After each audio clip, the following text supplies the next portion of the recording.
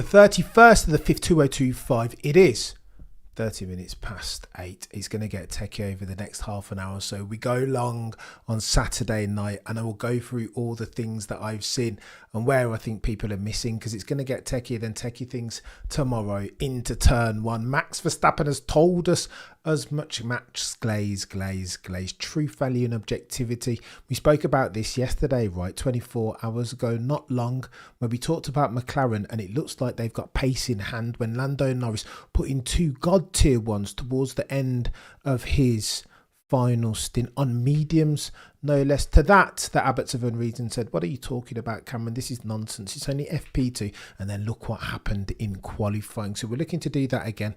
Again, truth and objectivity will never sacrifice either one of the aforementioned at the altar of any cognitive dissonance worthy of the moniker. Not availability heuristic, not confirmation bias, not recency bias, nor partisanship. How very dare you make on EasyG.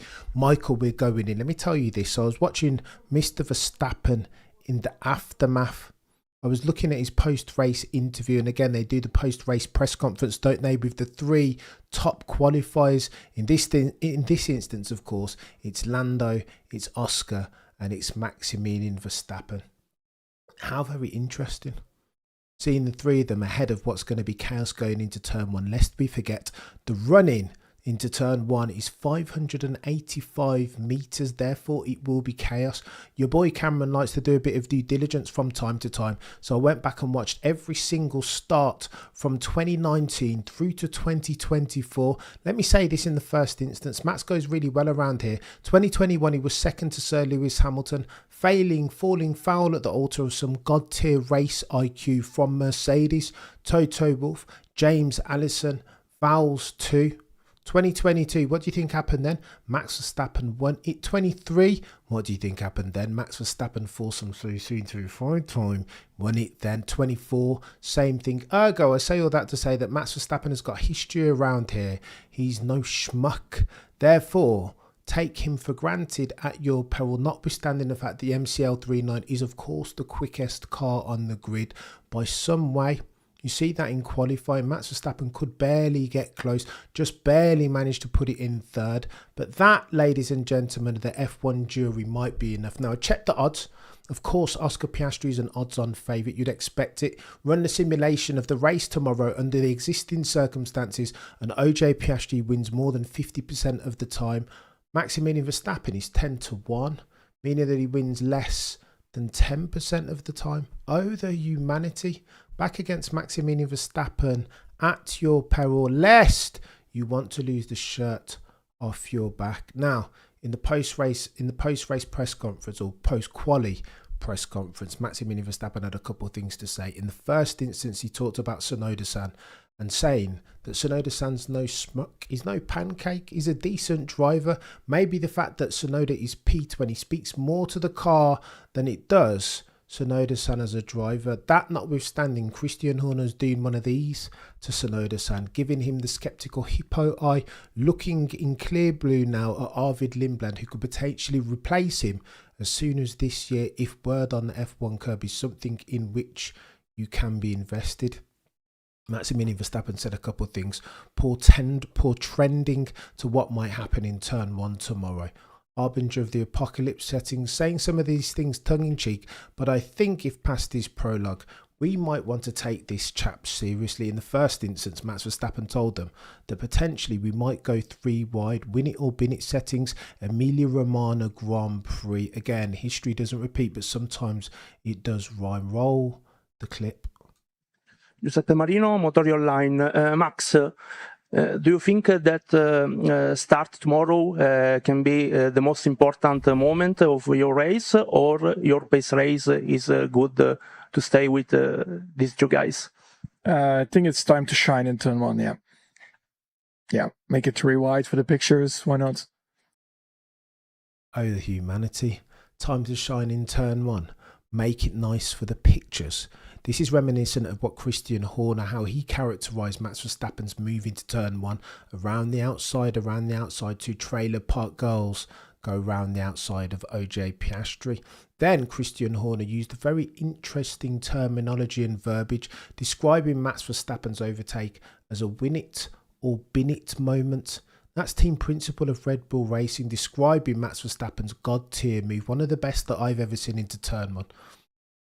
Win it or bin it.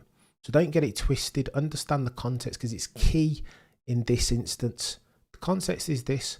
Max Verstappen in the driver's standing currently sits 25 points adrift of OJ Piastri. So you guys tell me, non-rhetorical question, who's got more to lose in this automotive pugilistic equation?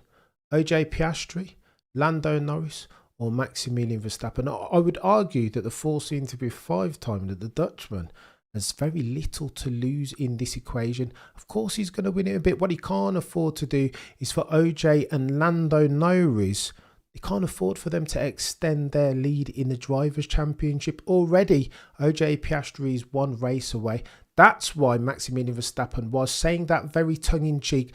I would suspect there are very serious undertones as far as his intentions. Now, if you don't think past his prologue, we'll go back and watch some of the other races. 2024, again, turn 1, if I recall, Maximilian Verstappen gets his nose in front. 2023, 2022, again, wins the race and is very dangerous off the line. He's no schmuck going into turn 2. Imola is proof positive of that. He knows his way around turn 1. Mexico Grand Prix 2021, lest we forget. So to Suzuka, round the outside of Charles Leclerc, also 2022. I want to say this dude's something of an expert in these circumstances, is he not? Even if he doesn't have the fastest car. Javier Gutierrez, you're a legend. Muchísimas gracias, Acere. Go on then. Let me finish this off as far as this 3-wide circumstance, because Larson says it tongue-in-cheek, has a look at OJ Piastri and Lando Norris, and then continues thus. I don't know. I think looking at pace, it will be tough. Like I think Oscar said, it's not all about the start in turn 1. Like you need to be good on tires. It's a long race. A lot can happen. So I'll just try to maximize what I got. Max will just try to maximize what he got. Listen, would you back against Maximilian Verstappen sticking a nose up the inside of a Lando Norris or an OJ Piastri going into turn 1? Not if past his prologue. And here's the broader context. You've heard Zak Brown say the two of them, his drivers crashing, will be a cost of doing business. That at some point it will happen, but it won't be the end of the world. That's why Zak Brown doesn't want to exercise for team orders. I've argued for the longest time, along with God tier F1 aficionados, that that's never going to be the line of least resistance if you want to win yourself a Drivers' Championship. Forget the constructors, that's in the bag already. They're a gazillion miles down the road. But as far as the drivers, the oldest story in F1, no truism in F1 history, is that if you're engaged in a close championship, what you can't have to do, mention no names, Alonso and Lewis Hamilton in 2007, is have your two key protagonists, your two drivers, taking bite-sized chunks out of each other's points haul. That's why Michael Schumacher was a big fan of the thesis of having a very clear delineation between your number 1 driver, Michael Schumacher, and your number 2 driver, Rubens Barrichello, so that we're all pulling in the same direction. Some would say that Zak Brown, it is only a matter of time, and we might see this come to a head. This is a very dangerous, multi-headed beast as far as conflicting priorities and managing for them there on in. Let's hear what Oscar Piastri had to say about this, because it's going to get trickier than techie things. I'm telling you, this is a matter of when these dudes come together in that orange car, the papaya'd colour car, Zak Brown's vehicle. Not if. Roll the clip. I mean, what are you expecting from that tomorrow? A race between everyone. I think, it's a long run to turn 1 here. Even if you don't get a great start, you can still have a chance in turn 1. Max has got a toe from the start, from the grid box, so I'm sure he'll be in there somewhere as well. So I think it's going to be an exciting turn 1 probably. I don't think Oscar Piastri knows what's in for him going into turn 1. Look, if we're pulling and pushing in different directions, as aforementioned, conflict as far as our priorities than if you have a fire-breathing dragon and or shark in Maximilian Verstappen breathing down your neck, smelling blood behind you. Then I think it's only a matter of time. I'm not predicting anything. My crystal ball is as murky as the next person's, but it is the least likely outcome and eventuality in this that Max Verstappen takes advantage of two McLarens who are too busy looking at each other. Absolutely flipping not. Oscar Piastri continues. Do you have to work together then, do you think, maybe, even to keep him behind till you can get some free air? Put some space between you? I think when you try and coordinate stuff like that, it never plans out how you want it to. So I think we'll probably fend for ourselves and make sure we try and come out first and second. Mate, there is no teamwork over at the McLarens. I think we might be listening back to that clip in 24 hours thinking that's a mistake of gargantuan proportions. Lest we forget, Nico Rosberg lived through this, right? The lack of driver hierarchy at Mercedes cost them points in the championship. Now, they were sufficiently dominant as an outfit and a car in 2016 to where ultimately it didn't matter that Nico and Lewis spent the whole season taking bites out of each other's points. Or it didn't matter. But is that what we're dealing with this year? On the evidence of Barcelona, FP2, Lando and Norris, it looks like it could be 2 to 3 tenths. In that case, if that's the truth, then maybe McLaren don't need to leverage team orders. But if Max Verstappen and the RB21 can close that gap, if the story between now and the end of the season is one of convergence, then McLaren might live to regret this, especially when Nico Rosberg pitches at Andrea Stella. How are you going to manage for Oscar Piastri and Lando Norris? And again, this interview happens on a Sky Sports F1 broadcast post-qualifying, to which Andrea Stella says, you know what, I don't think we need to. They're sensible, they're grown-ups, they know how to race, they can manage it for themselves. To which Nico Rosberg says, you know what, mate, that's all well and good. It sounds nice on paper, but take it from me, I've seen this happen. I've learned from experience. I would argue, says Nico Rosberg, that if you leave it to the drivers, who, both of whom, are desperate to win themselves a championship, their maiden championship, or have, potentially their only opportunity to win a championship, bearing in mind 2026 new rules and regs. If you leave it to them, Nico Rosberg says, and I quote, that, Andrea Stella, is a recipe for disaster. I think if past this prologue, if history doesn't repeat, but sometimes it does rhyme, I think this might come to a head as soon as in the next 24 hours. It's going to get techie. Just telling him that letting them fight is not a good idea. And Andrea Stella, there you go, Easy G, great minds and all that. Lando fans after Monaco, the Iceman is starting to melt. Oscar, hold my beer. I mean, he's seen them that and he's raised them this. He looked good, didn't he? Let's talk about Oscar very quickly. I remarked on it in my reaction video immediately after qualifying. I think it's a difference in extents and not kinds. I wasn't surprised necessarily. I was a tad surprised that Oscar put it on pole. I suspected that the Lando Norris 2.0 resurgence was here, particularly having watched the Monaco Grand Prix qualifying a couple of times. He was god tier sector 3. He was absolutely ridiculous as far as his level of commitment through Massenet, the double apex. I was super impressed. It felt like Lando Norris had turned the corner, no longer encumbered by the circumstance and pressure that comes with a driver's championship campaign. That was my opinion last week, having watched the qualifying lap a couple, more than 10 or 20 times. Too many times to be healthy. Now, however, it seems like Oscar Piastri is a different beast. It seems that I've even underestimated. I know that people kept talking about his mental fortitude, but I don't think that dude has any weaknesses. Okay, so he still makes a couple of mistakes. We've seen it already season today. Australia wasn't good. So too the Suzuka Grand Prix. Qualifying, cheeky mistake. Sector 1, if I recall. There are still mistakes in OJ Piastri's locker, but I think he's trending them to as near as makes no difference, 0. The weaknesses are very far and few between at the moment, and I think Lando Norris needs to be careful. Ergo needs to take a look in the accountability mirror and grow himself, improve his own game. Go and get Gary Kasparov with this. He and OJ. I know that OJ Piastri will definitely be looking on YouTube, revising ahead of the exam questions tomorrow morning into turn one. Of course he will be, but will Lando be? Do you think Lando will be on YouTube looking at all the Barcelona results, just like we have, the starts into turn one, seeing how Max Verstappen moves so that we can play 4 or 5 or 6 moves ahead? I'm not sure Lando has that in his locker. I don't think he's humble enough. They are two besties to actually have a go at each other. Moon says, what, Oscar and Lando? Listen, they want to be careful with that. I think they'll be, I suspect the least likely outcome into turn one is no longer this, that the two McLaren bods spend too long looking at each other, just like they did in the Italian Grand Prix chicane number 2. You remember that? When Oscar Piastri seized the day, went round the outside of Lando and Norris, but in doing so exposed Lando and Norris to Charles Leclerc around that section of the track, and Charles Leclerc for the win in the end.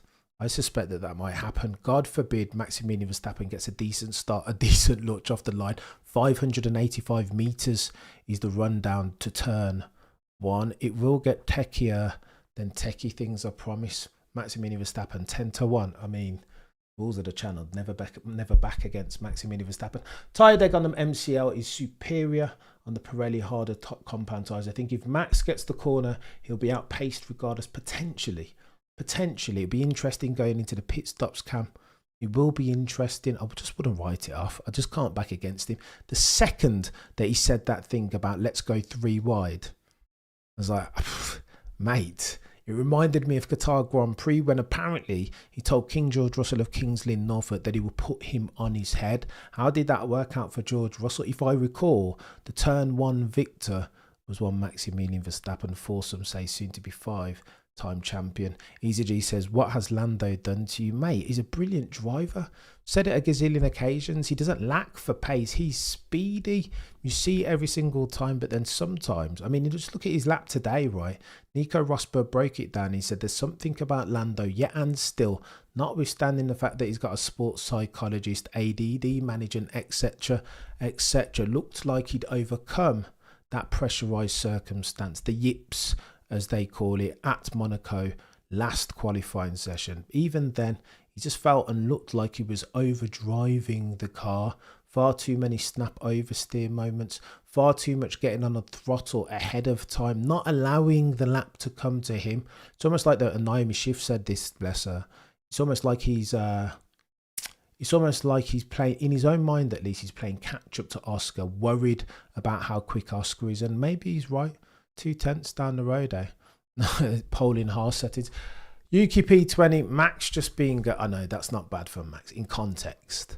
I mean, the Max Verstappen naysayers will say, well, he needs a fast car. If he hasn't got Adrian Newey, then he can't do it. But against the context that Sonoda-san putting it P20, what are we doing here now? Again, if we're playing balanced games and arguing devil's advocate, then of course you've got to mention the fact that Maximilian Verstappen can take understeer out the car per Nico Rosberg trackside, and yet and still manage the car, anticipate snap oversteer, mitigate for any downside in his lap time because of those snap oversteer moments. The level of feedback that Max has, some say, is sufficient to where if he goes over a crisp packet, he'll be able to tell you the flavour and the brand. That's the level of bod that you're dealing with, and his ability to manipulate and manage the car in and around the limits of traction / adhesion. And that's why he can drive that car. And Yuki Tsunoda sadly got, what's going to happen to Tsunoda-san? I don't know. This isn't Suzuka.